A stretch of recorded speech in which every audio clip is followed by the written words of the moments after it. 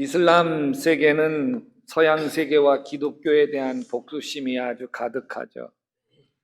9.11 미국 테러를 보면 영화보다 더 영화 같은 잔인한 테러를 했는데 그들은 이걸 테러라고 생각하지 않습니다. 지하드, 거룩한 성전이라고 생각합니다. 거룩한 전쟁이란. 이들이 자살 특공대를 모집하면 한 100명 모집한다면 1000명쯤 몰려든다.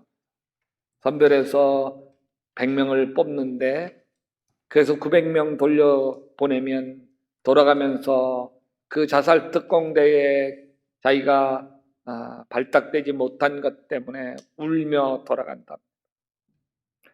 알라신을 위해서 자기 목숨을 거는 거죠. 3월 11일부터 내일부터 부활절까지 우리 교회는 매년 하는 사순절 특별 새벽기도 몇 시? 5시 30분에 합니다. 우리는 사순절 경건 생활을 하지만 이슬람은 아주 강력한 라마단 금식을 합니다.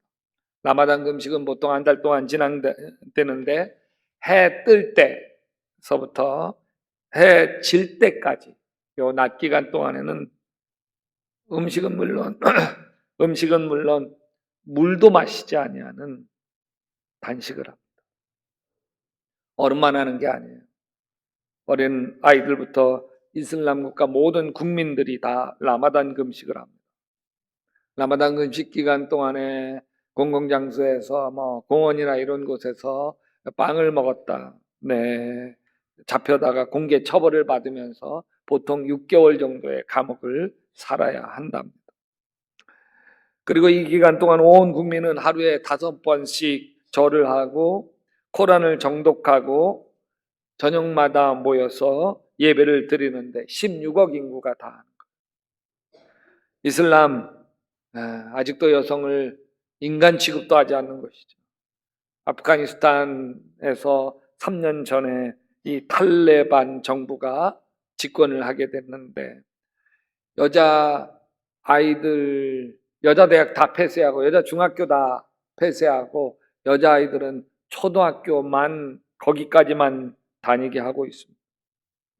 그리고 체육관 여성 출입금지, 수영관 출입금지, 수영장, 그리고 여자 미용실도 폐쇄했습니다.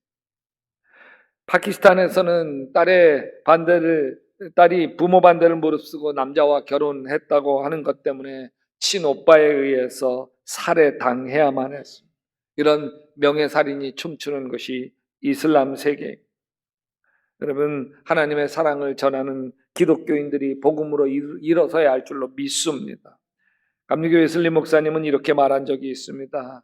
죄밖에는 부끄러울 자가 없는 자, 하나님 밖에는 두려울 것이 없는 자, 그리고 복음 십자가 밖에는 자랑할 것이 없는 자, 하나님 나에게 100명을 주시면 내가 세상을 뒤집어 놓겠습니다. 오늘 말씀은 베드로 이야기로 시작됩니다. 보십시오.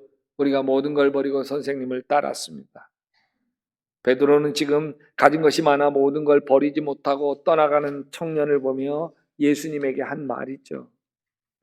한 청년이 예수님의 제자가 되고 싶어 찾아와 무릎을 꿇고 선하신 선생님, 내가 영원한 생명을 얻으려면 무엇을 해야 합니까?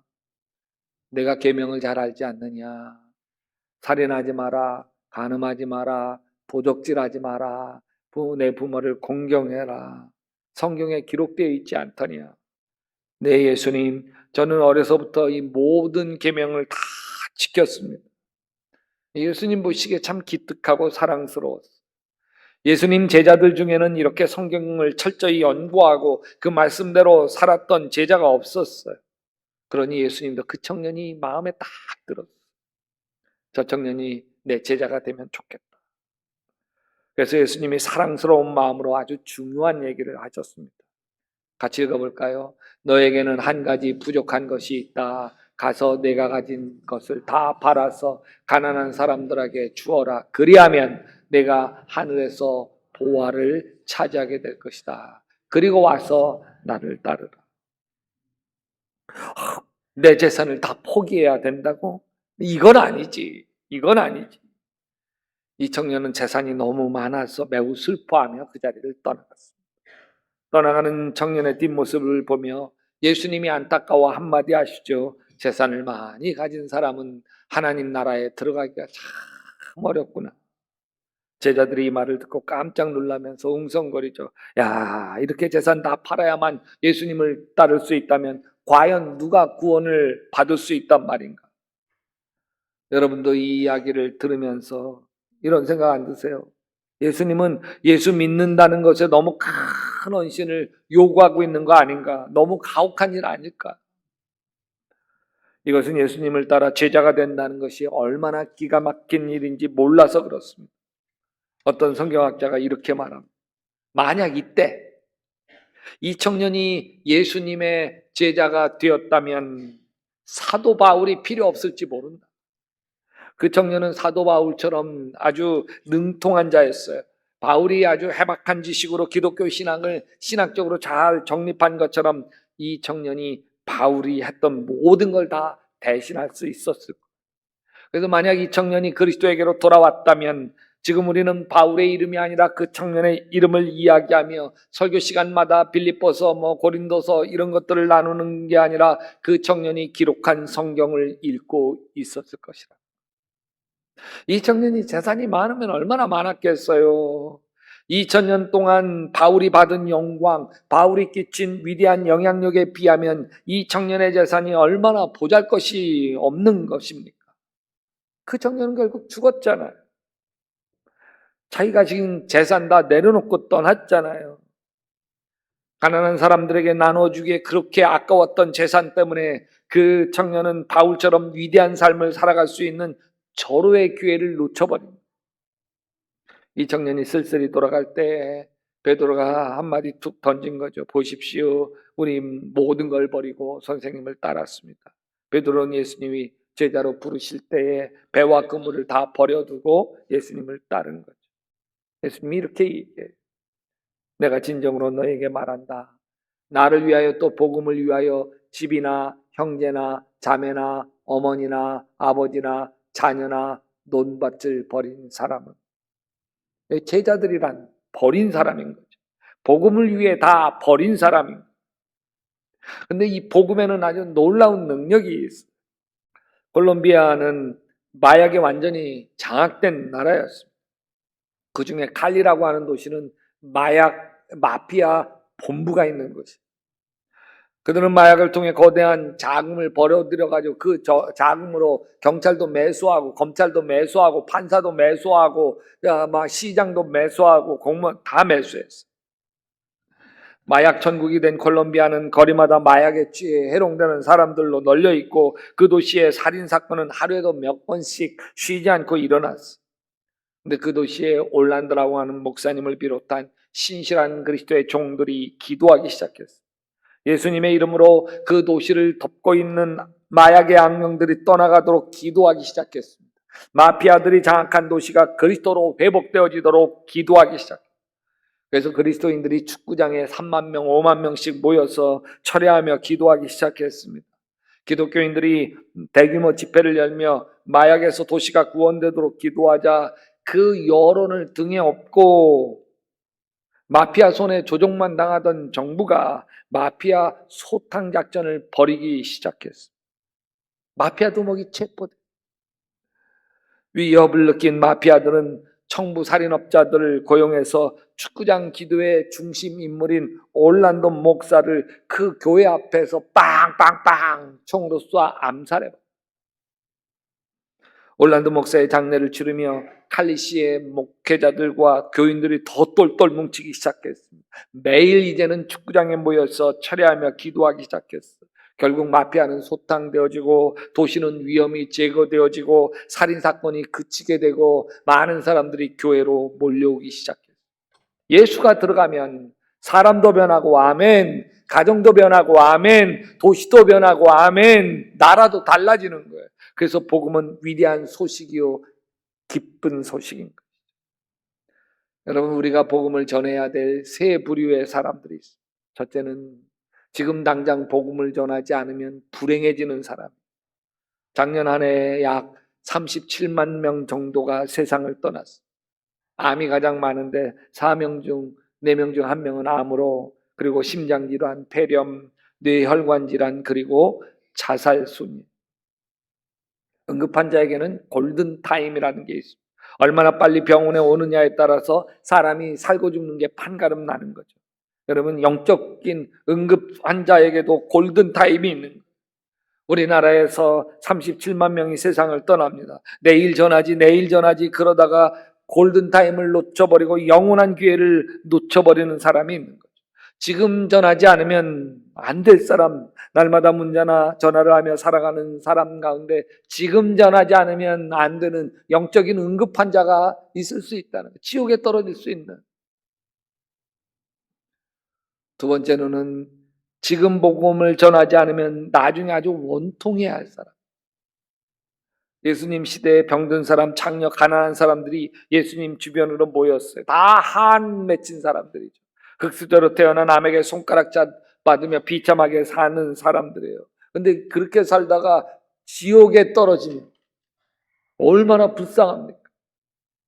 38년 된 베데스다 연못가의 환자, 그렇게 원통하게 살다 지옥에 떨어진다면, 7귀신에 걸려가지고 막 시달리는 삶을 살던 마리아가 지옥에 떨어진다면, 또 거지 나사로, 개가 헌대를 밟으며 주인의 상에서 떨어지는 부스러기를 먹던 나사로가 지옥에 떨어진다면 얼마나 불쌍. 여러분, 만약 부자가 천국 가고 나사로가 지옥 가야만 됐다면 나사로 얼마나 원통하겠습니까? 이 세상에서는 비록 고난을 짊어지고 불행 가운데 살았다 할지라도 영원한 천국 하나님 품에 영생에 안길 수 있게 되시기를 주님의 이름으로 축원합니다. 세 번째로는 지금 당장 복음을 전하지 않으면 너무 아까운 사람이 있어요. 삶의 의미도 모르고 목적도 모르고 자신의 젊음을 낭비하는 사람은 너무 아까운 사람이에요. 돈을 쌓아놓고 살면서 그 돈으로 쾌락만을 탐하고 살다가 성경의 부자처럼 지옥불에 떨어질 사람은 정말 안타깝기도 하고 아깝기도 하고, 죽으면 아무것도 가져갈 수 없는데 살아있는 동안 하나님 만나서 자신이 가진 재물을 아프리카 선교에 쏟아부을 수 있다면 얼마나 좋겠습니까? 또 재능이 많은데 그 재능을 헛된 곳에 쓰다가 멸망받을 사람 생각하면 마음이 아플 뿐만 아니라 아깝기도 합니다. 저런 사람이 예수 믿으면 하나님 나라를 위해서 무언가 귀하게 쓰임받을 수 있는 사람이기 때문에 그래요. 기독교의 대표적인 재벌이 그룹이죠. 박성수 장로, 이분은 학창시절 절친과 약속을 합니다. 너 신학 가가지고 선교를 하고 나는 돈을 벌어서 선교 뒷받침할게. 그때는 빈털터리 가난한 학생일 뿐이었어. 근데 하나님 그 마음 받아주셨어요. 이와 여대 앞에다 조그만한 옷가게를 만들어 남대문 시장에서 옷을 사와서 팔았는데 하나님이 축복하기 시작을 하셔서 나중에는 패션 10개 사업자를 경영하면서 10년 만에, 10여 년 만에 재벌로 등극했어요. 지금은 전 세계적으로 선교하는데 막대한 자금을 쏟아붓고 있습니다. 뿐만 아니라 한국 사회에서도 소외된 계층, 장애우, 빈민, 아동들을 위해 엄청난 후원을 하고 있습니다. 복음을 위해서 사는 것은 기가 막힌 것이죠. 마가복음 10장 30절 같이 한번 또 읽어볼까요? 지금 이 세상에서는 받게도 받겠지만 직과 형제와 자매와 어머니와 자녀와 논밭을 100배나 받을 것이다. 영원한 생명을 받을 것이다. 예수님은 현세의 100배, 내세의 영생, 이 두 가지를 약속하셨습니다. 저는 예수님의 이 약속을 철석같이 믿습니다. 1999년 SBS 신인 가수상을 수상하면서 발라드계의 신성으로 등장했던 여인이 있었습니다. 24살 라틴 가수는 자신을 헌신적으로 돕던 자기 매니저와 연인이 되었습니다. 둘이 은밀한 사랑을 나누었습니다. 그러나 그 매니저는 아주 악질이었습니다. 둘만의 사생활을 비디오로 촬영해서 삐양 비디오 유출 사건을 터뜨려버리고 말았습니다. 그리고 미국으로 도망가 버렸습니다. 가수 데뷔 1년 반 만에 일어난 사건입니다. 하루아침에 25살 꽃다운 나이에 가수로서도 여자로서도 한없이 추락해버리고 말았습니다. 이 여인은 모태신앙이었어요. 근데 사람이 눈이 무서워서 교회에 나갈 수도 없었습니다. 집 밖을 나가는 것도 두려웠습니다. 하나님께 원망 섞인 기도만 했습니다. 바보 같은 자기 자신을 한없이 자책했어요. 자기만 당해야 하는 고통이 아니었어요. 온 가족이 자기 때문에 고통을 함께 당해야만 했어요. 그때 울면서 한 기도가 뭔 줄 아세요? 하나님, 사람들이 제발 빨리 까먹게, 삐양 비디오 까먹게 하여 주시옵소서. 얼마나 안타까운 기도. 그리고 또 이렇게 기도합니다. 하나님, 아무리 벌을 주셔도 그렇지 왜 이렇게 가혹한 벌을 주시나요? 지금 제가 피할 길이 어디 있다? 매일 방에서 울고만 있는 딸을 보는 엄마 마음이 미어졌습니다. 이 엄마는 새벽기도 다니며 하나님께 매일 울며 기도합니다. 하나님, 내 딸 지켜주시옵소서. 내 딸 살려주시옵소서. 자살할까 봐. 엄마의 기도는 땅에 떨어지지 않았습니다. 이 가수를 하나님이 다듬으셨어요.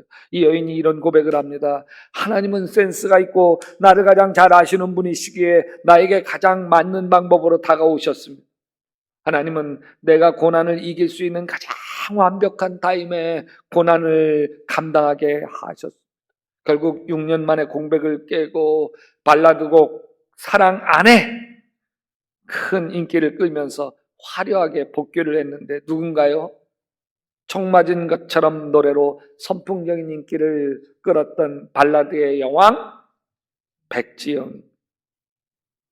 지금 이 세상에서는 박해도 받겠지만 이 세상에서 고난받죠. 그러나 하나님 붙들고 의지하는 사람은 하나님이 반드시 축복합니다. 그게 복음의 능력이에요. 요즘 백지영 가수는 1년에 6, 7번씩 성경을 통독하며 하나님 말씀에 젖어 살고 있고 사랑하는 남편을 만나 가정을 이루며 딸을 키우며 기독교 방송 새롭게 하소서에도 출연하면서 기독교인으로 세상에 빛이 되어 살고 있습니다. 내 갈 길을 주님께 맡기고 주님만 의지하여라. 주님께서 이루어 주실 것이다. 예수님과 복음을 위해 헌신한 사람 하나님 반드시 축복하십니다. 복음을 위해서 희생하면 주님은 공짜로 돌려보내지 않습니다. 내가 받지 못하면 내 자식이라도 받게 될 줄로 믿습니다. 근데 여러분, 이 말씀을 의지하면서 드는 의문이 있어요. 지금 이 세상에서는 받게도 받겠지만 집과 형제와 자매와 어머니와 자녀와 논밭을 100배나 받을 것이라고 했는데 사도 바울의 경우 맞지 않는, 사도 바울 다 버렸어요. 로마 시민권, 가브리엘 문화생, 잘 나가던 이 바리새파 지도력도 다 버렸어요. 배설물로 버렸어요. 그래서 성경대로 박해도 받아요. 그렇다면 집과 형제와 논밭을 100배나 받는다는 성경 약속이 바울에게 이루어져야 되는 거 아니에요? 영생 이런 거 말고요. 영생도 하늘의 면류관 이런 거 말고요. 현세에서 100배 약속한 거 말이에요. 바울은 현세에 받은 게 없어요. 박해는 받았지만 논밭 100배를 받은 적이 없어요. 여러분 어떻게 생각하세요? 그게 문득 의문이 생겨서 묵상을 했어요. 뭐지? 답이 안 나오는 거예요. 그래서 사도 바울 선생님에게 질문하는 방식으로 묵상을 했어요. 사도 바울 선생님, 다 버리셨어도 이 세상에서 박해만 받으셨지 논밭 100배 받지 못하셨네. 그렇다면 예수님이 하신 말씀 부도수표인가요? 부도수표인가요? 한참을 기다려도 마음에 떠오르는 게 아무것도 없었어요. 그래서 기도하는 자리에 일어서려고 하는데 마음속에 툭 성경 말씀을 펴봐. 그런 마음을 하나님이 주셨어요. 그래서 성경을 딱 폈더니 와, 빌립보서 4장 말씀이 펴지는 거예요. 그리고 4장 11절 말씀이 눈에 띄었어요. 같이 읽어봅시다. 내가 궁핍함으로 말하는 것이 아니라 어떠한 형편에든지 나는 자족하기를 배웠노니. 그 말씀에 무릎을 쳤어요. 그렇지, 사도 바울은 어떤 형편에도 자족하는 마음을 받았지. 이 세상에 부러울 것 하나 없는 예수님 마음을 받았지. 그러면 다 받은 거지. 고린도후서 6장 10절 말씀도 연이어 떠올랐는데, 근심하는 자 같으나 항상 기뻐하고, 가난한 자 같으나 많은 사람을 부유하게 하고, 아무것도 없는 자 같으나 모든 걸 가진 자로다. 맞아요. 바울은 현세에서 예수를 얻었어요. 예수를 얻었으니까 초막이나 궁궐이나 높은 산이나 거친 들이나 주 예수와 동행하니 그 어디나 하늘나라. 논밭에 1000배, 10,000배, 10,000,000배 더 큰 걸 받은 거죠. 뿐만 아니라 바울은 지금 영원한 천국에서 면류관 받고 하나님 품에 안겨 있지만, 바울이 뿌린 복음은 이 현세에서도 전 세계를 기독교로 뒤집어 놓아서 지금 20억의 인구가 현세에서 바울이 전한 복음으로 예수님을 찬양하고 예배하고 있으니 10,000,000배, 1000억배도 더 넘는 축복인 거 믿으시기 바랍니다. 감리교 아펜젤러 선교사와 함께 1885년 부활절 제물포항에 도착한 장로교 선교사가 언더우드, 26살 젊은 나이에 한국에 첫 발을 들여서 31년을 사역하고 57지병으로 세상을 떠나 지금 양화진 외국 선교사 묘지에 묻혀 있습니다. 그 후손들이 4대째 섬깁니다. 언더우드 선교사의 아들 원한경, 손자 원희란, 증손자 원한경까지 복음으로 100년 넘게 섬긴 뒤에 모든 걸 다 한국교회에 넘겨주고 언더우드 가문이 떠났어요. 언더우드 4대 가문 때문에 우리가 받아 누리는 축복을 무엇으로 다 헤아릴 수 있겠어요? 조선의 여자들이 그 천한 자리에서 대접받기 시작했고, 나라를 빼앗기고 술 먹고 보자기 하던 조선 백성들이 다시 일어서게 만든 게 기독교 아닙니까? 언더우드 가문이 복음을 위해 헌신했습니다. 언더우드 자신들에게 하나님의 축복이 100배가 아니어도 무슨 상관이 있겠어요? 언더우드가 전한 예수 때문에 대한민국이 이렇게 복받는 나라가 되었는데 얼마나 감동스럽겠어요. 내가 전한 복음은 반드시 100배의 축복을 불러. 나는 복음을 전하고 예수를 전하지만 그 복음을 받은 사람이 100배의 축복을 누리게 되는 걸 믿으시기 바랍니다. 지금 복음이 전해지지 않으면 너무 불쌍한 자, 세상에 한 맺힌 삶을 살았는데 내세에서까지 한 맺힌 곳에 떨어지게 되면 정말 너무 억울한 자, 하나님이 놀라운 재능과 축복을 주셨지만 그 재능과 축복을 자신의 쾌락을 위해서 허무한 삶을 살아가고 있는 너무 아까운 자들에게 100배의 축복과 영생을 얻도록 복음을 전하며 나누며 살게 되시기를 주님의 이름으로 축원합니다.